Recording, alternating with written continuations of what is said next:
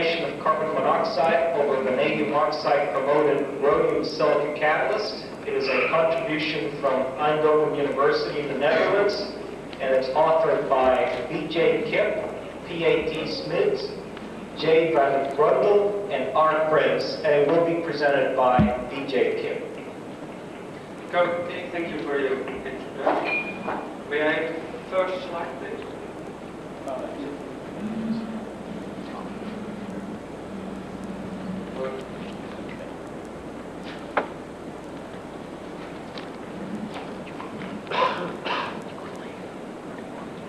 It's not working. You have to hold down for the reverse. Okay, I'll talk about hydrogenation of carbon monoxide over rhodium silica catalyst promoted by vanadium oxide. Co-authors Smeets, Van Vandelle, Professor Prince from the Eindhoven University of Technology. As we all know, if we hydrogenate CO, we can obtain products like hydrocarbons, ethanol, and C2 oxygenates. The latter product group is more interesting from an economic point of view. And we also know that rhodium catalysts can produce these C2 oxygenate formation. Well, we have to improve the normal rhodium catalyst, and we can do that by two routes: by a suitable choice of support or promoter. Vanadium oxide as a support has been studied by a group of Konings in Leiden, and they reported high C2 oxygenate selectivities. However, these catalysts have some disadvantages. They have a relatively low surface area, low pore volumes, relatively highly soluble in water, vanadium oxide support, and the rhodium of vanadium oxide shows a quite high deactivation. In this study, we tried the other route, promoting a rhodium silica catalyst with vanadium oxide. I will tell you about the preparation and characterization of these catalysts, and CO hydrogenation is relatively low and high pressure, that's 1.5 and 40 atmospheres. I will also present some results about ethylene addition to a working catalyst. We made our catalyst by an incipient wetness technique, a subsequent impregnation of ammonium methylphenidate and rhodium nitrate solutions. After each impregnation step, we dried the catalyst and calcined it, dried at 120 degrees centigrade, and calcined at 450 degrees. Our rhodium loading was 1.5 weight% for all catalysts, and we varied the vanadium rhodium ratio, and they are expressed in atomic ratios. The calcined catalysts were characterized using temperature programmed reduction of calcined samples and also of samples that were reduced and oxidized at higher temperatures, 898 K. Used a heating rate of 5 K per minute.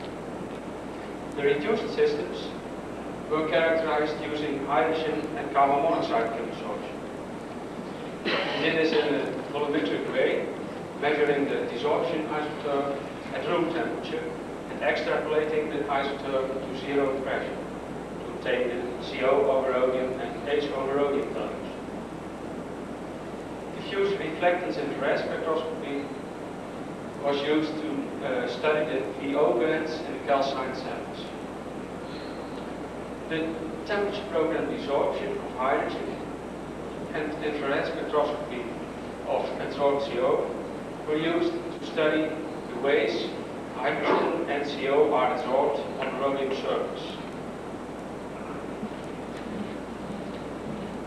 The catalysts were tested in CO hydrogenation after the in-situ reduction at 7 to 3 K pure hydrogen using a heating rate of 5 K per minute. As already told, we used pressure of 1.5 and 40 atmospheres, gas-hour space velocity of 4,000, H2 over CO ratio of 3, and we adjusted the temperature of the reaction to obtain a conversion level of 2%. We added ethylene to a working catalyst at low pressure, 1.5 atmospheres, and the standard reaction conditions. First results, temperature programmed reduction. First, the A is the profile. It's working.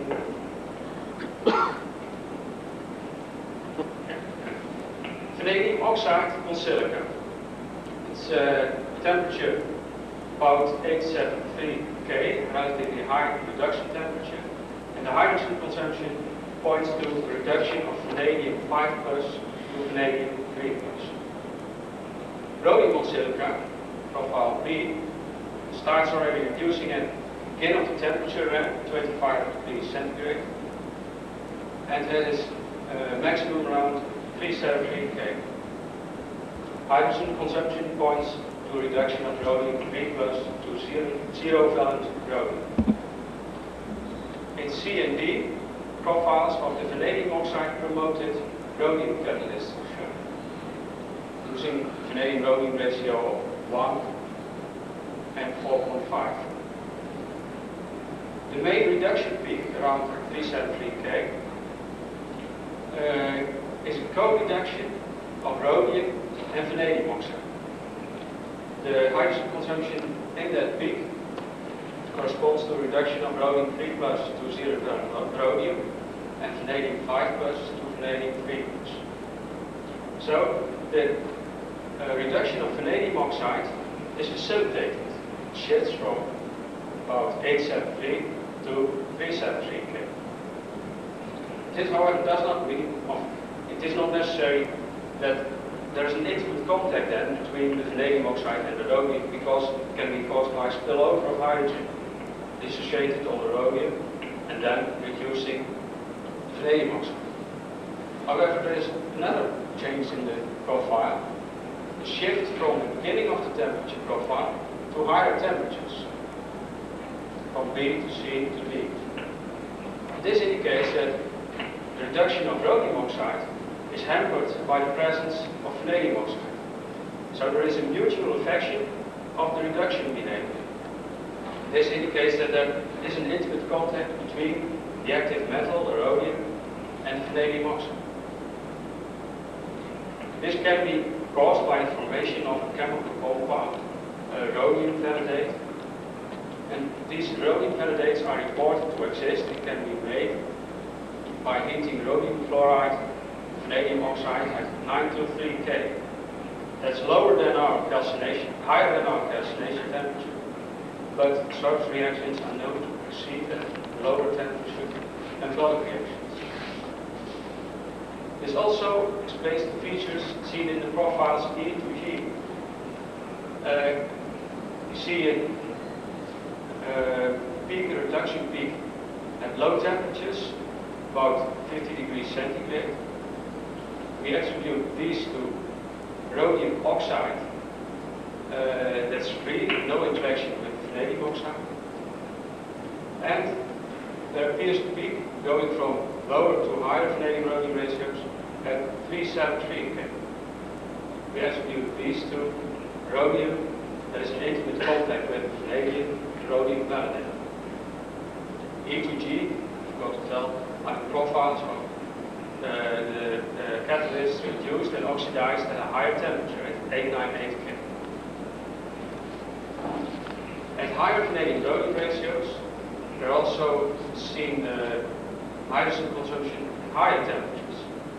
We attribute these to vanadium oxide that is not in intimate contact with the rhodium.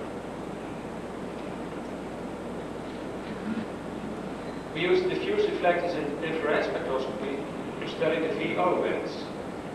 And in A, the profile is shown of bulk vanadium oxide. Two bands are observed at 1,900 centimeter waves long. And these are attributed to VO bands of vanadium 5 and vanadium 4+. In B, the profile of vanadium oxide on silica is shown. And it's similar to the A profile. In C, we added rhodium to the vanadium oxide on silica. And what the C, the bands due to the VO are almost completely vanished. And this shows that there is no free vanadium oxide anymore can be in form of a rhodium vanadate. To summarize the characterization of the calcine samples, temperature programmed reduction showed that the reduction of vanadium oxide is facilitated by the presence of rhodium. On the other hand, that the reduction of rhodium oxide is hampered by the presence of vanadium oxide. So at higher vanadium-rhodium ratios, there is no free rhodium oxide. From diffuse reflectors infrared spectroscopy, we can conclude that there also is no free vanadium oxide. From 2 and 3, we conclude that the mixed oxide, the rhodium vanadate, is formed, and this mixed oxide is reported to exist. Let's now go to the reduced systems, hydrogen and carbon monoxide chemabsorption measurements. Let's first focus on the CO chemabsorption. Clearly, increasing the vanadium-rhodium ratio causes a suppression, decrease of the CO over rhodium. This can be caused by 2 effects, either an increase of the rhodium metal particle size or an affection of the chemabsorption capacity of the rhodium atoms at the surface by the presence of vanadium. We used 10 to study the particle size of the rhodium. These are the squares. Clearly, the rhodium particle size is not influenced by vanadium-rhodium ratio. It is about 20 angstroms. So, the decrease in the CO over rhodium ratio must be caused by decrease of the chemabsorption capacity. Well, it's quite similar to what has been reported in the last decades about strong metal support interaction effects. And the most common accepted mechanism for this is a covering of the particle size of the particles, the metal particles, by suboxides of the support. And in analogy to this, we think that here also the rhodium particles are partly covered by the vanadium oxide. There are, however, 2 differences. These CO over rhodium values were obtained after a low temperature reduction, 5.3 K. So we don't need a high temperature to obtain them as a precise state. Second difference is that the CO over rhodium is not completely suppressed. About half of it is suppressed. I'll come to that in next slide.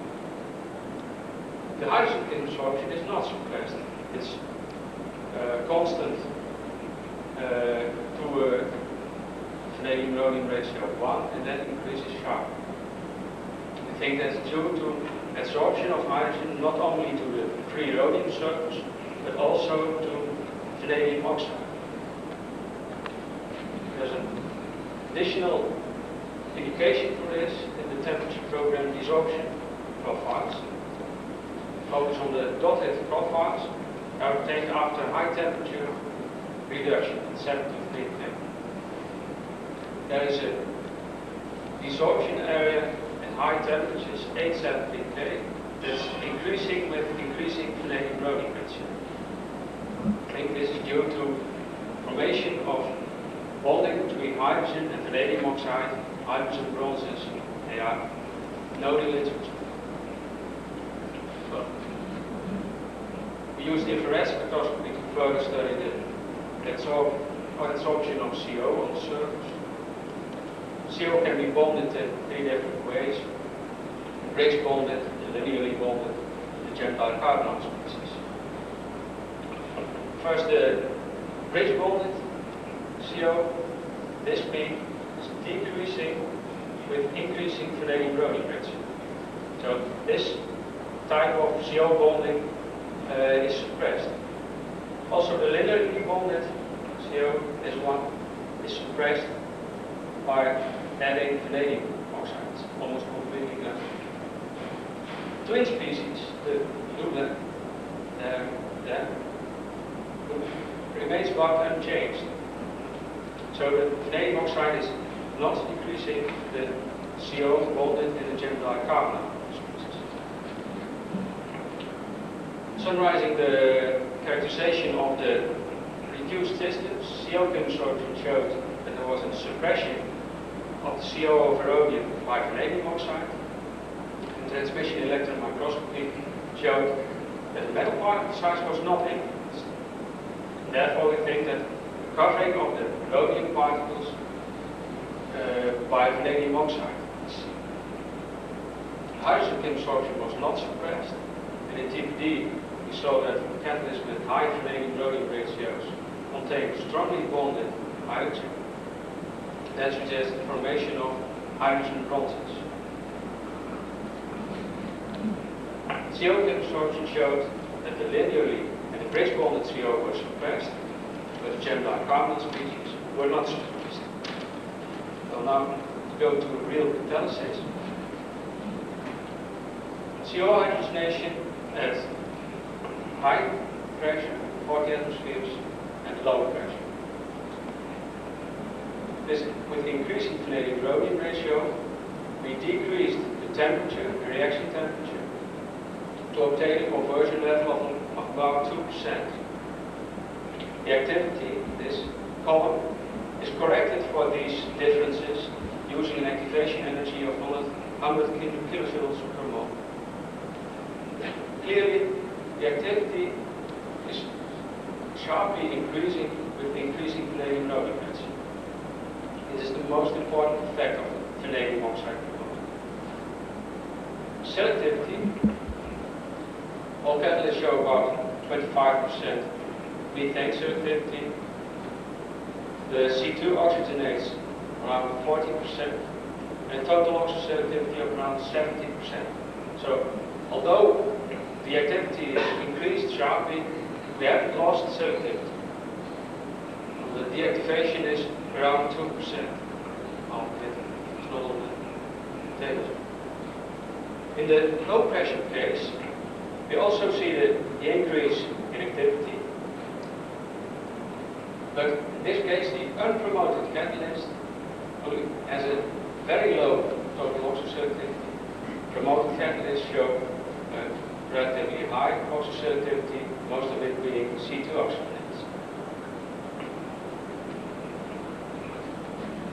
So, most important effect, increasing the vanadium rhodium ratio caused a sharp increase in the activity, about a factor of 50. We have compared selectivities in previous slides at different temperatures, and that's not fully justified because temperature can affect selectivities. Therefore, we also tested the vanadium rhodium 1 catalyst and the unpromoted catalyst at the same temperature, but adjusting the gas house space velocity to obtain a comparable conversion level. First, selectivities. In this table, the unpromoted catalyst had a high methanol selectivity, while the promoted vanadium oxide promoted catalyst showed a high C2 oxygenate selectivity. So there is an increase in C2 oxygenates. Well, the best comparison of best indication of what the vanadium oxide promoter is doing is obtained from factors of increase of formation rates. Due to the vanadium oxide promotion, the formation of methane is increased by a factor of 74. The higher hydrocarbons are increased more by a factor of 222. So the chain growth probability is increased by vanadium oxide promoter. Methanol formation is only increased by a factor of 6. That's rather low in comparison with the other products. Total activity for this system is increased by a factor of 28.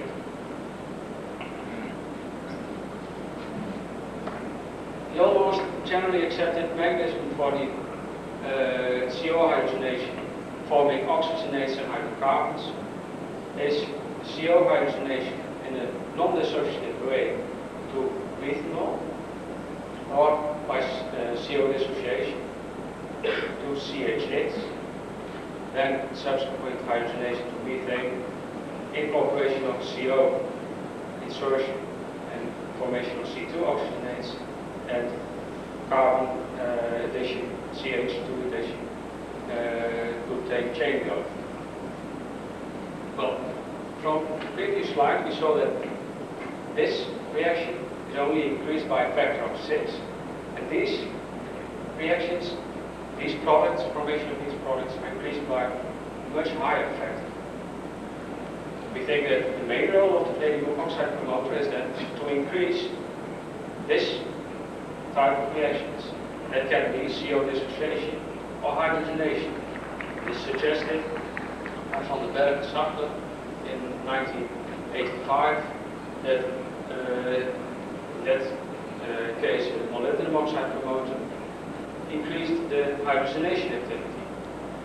Well, we studied these two reactions by addition of ethylene to working catalyst. We did it at the low temperature, low pressure case for experimental reasons. First, the unpromoted catalyst, the rhodium silica. Before addition of ethylene, you see small amounts of different product groups formed, representing a low activity of the unpromoted catalyst. Addition of ethylene causes half of it is hydrogenated to ethane. So, although the rhodium silica catalyst has a low activity, the ethylene, added ethylene, is rapidly hydrogenated to ethane. None of it is incorporated in higher hydrocarbons, and part of the ethylene is used for CO insertion, forming C3 oxygenates, propanol and propionaldehyde. The promoted catalyst, before ethylene addition, the amounts of formation of the several product groups are higher due to the vanadium oxide promotion. And the addition of ethylene, in this case, also causes partly is hydrogenated to ethane, and part is incorporated in the C3 oxygenates. The amount that's incorporated in C3 oxygenates and the amount that is hydrogenated is similar to the unpromoted catalyst. So we can conclude here from this experiment that the addition of vanadium oxide does not influence hydrogenation activity, does not influence the CO insertion into ethylene. Summarizing these results, formation rates of all product groups is increased by the addition of vanadium oxide. Formation of methanol is only increased by a factor 6, and the others are increased more.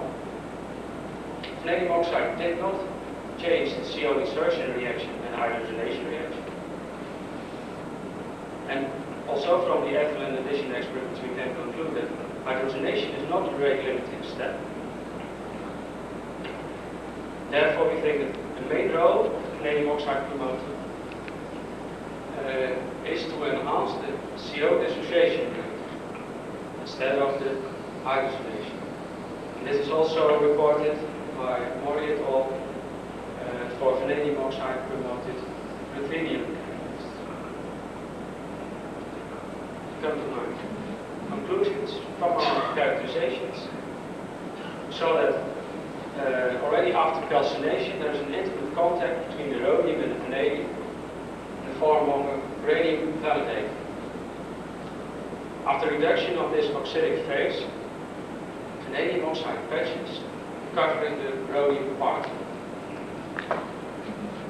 CO hydrogenation, vanadium oxide promoted catalysts have high activities with relatively high oxoselectivities of around 70% and relatively low deactivation. And although vanadium oxide patches block part of the rhodium metal surface, the overall effect is an enhanced CO hydrogenation at the perimeter of these vanadium oxide patches. We think that the main role of the vanadium oxide promoter is to enhance the CO dissociation. The hydrogenation and the CO insertion were not affected.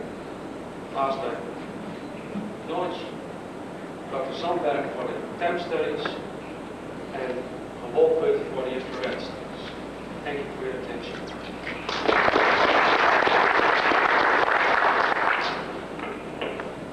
Yes.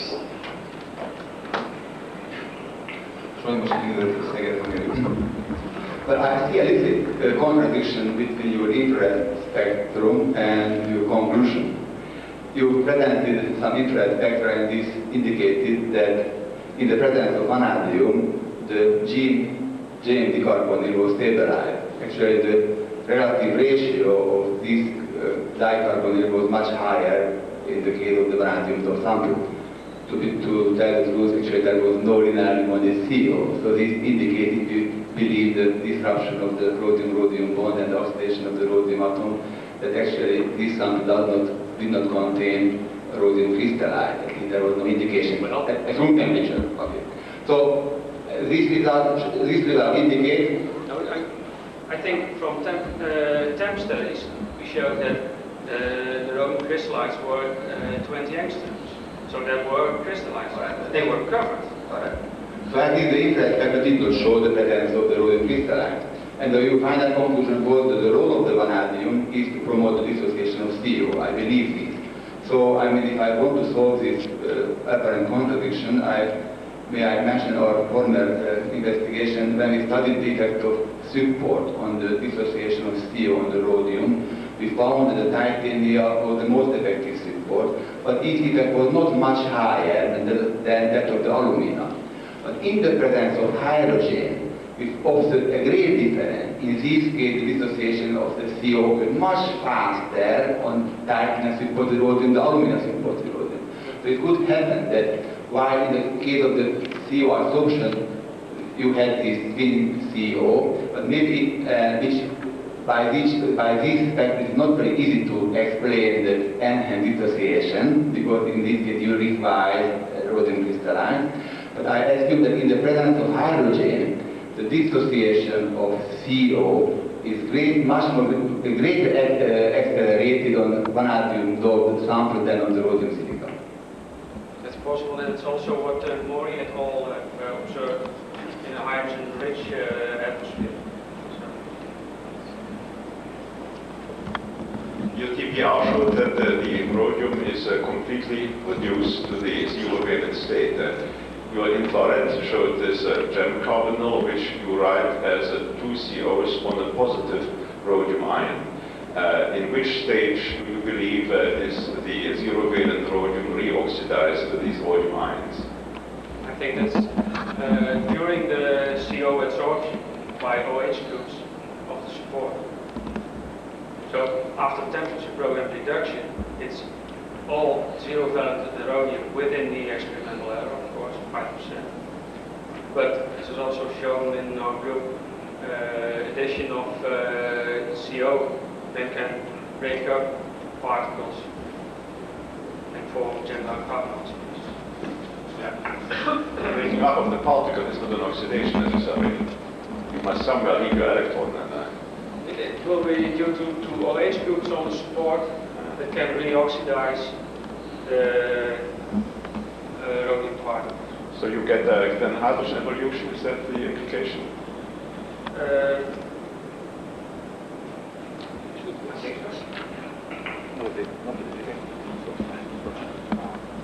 My question is your opinion relating molybdenum oxide versus vanadium oxide. Your conclusion was that it was not enhanced hydrogenation in the case of vanadium.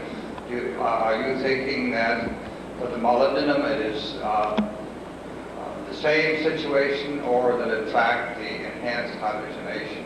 And slightly related question is, you believe that the dissociation is enhanced because of the increased hydrocarbon in the presence of the aldehyde. Why is it, do you think, that there is an enhancement of CO dissociation? First question. We have also done experiments of molybdenum oxide promoted rhodium silicate catalyst. And here we see a small increase of the hydrogenation activity. So there is a difference between molybdenum and vanadium oxide. Although we think that also in that case, the most important function of the promoter is to enhance the CO dissociation. Second question. Had to do with why you think it is that it is the enhanced dissociation. Is this because of the increase in the hydrocarbons relative to oxygenates? No, I think the increase in CO dissociation is caused by side on bonded CO, the C side to the metal, the O side to the promoter oxide. However, we didn't observe these bands in our infrared spectroscopy. But Sachlan has shown that for vanadium oxide promoting catalysts there are bands around 1600 centimeter minus 1 that are due to this side-on bonded CO. Okay, we better move on to the next paper. Thank you very much.